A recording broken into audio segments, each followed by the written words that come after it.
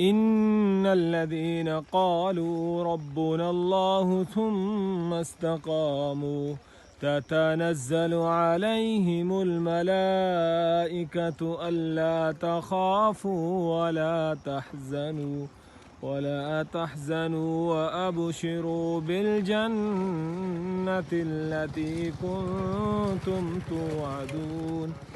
نحن أولياؤكم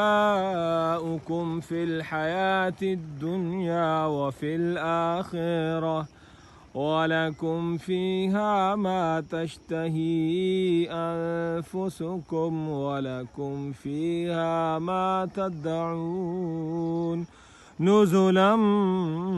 من غفور رحيم ومن أحسن قولا ممن دعا إلى الله وعمل صالحا وقال إنني من المسلمين ولا تستوي الحسنة ولا السيئة ادفع بالتي هي أحسن فإذا الذي بينك وبينه عداوة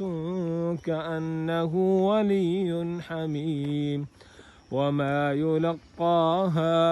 إلا الذين صبروا وما يلقاها إلا ذو حظ عظيم.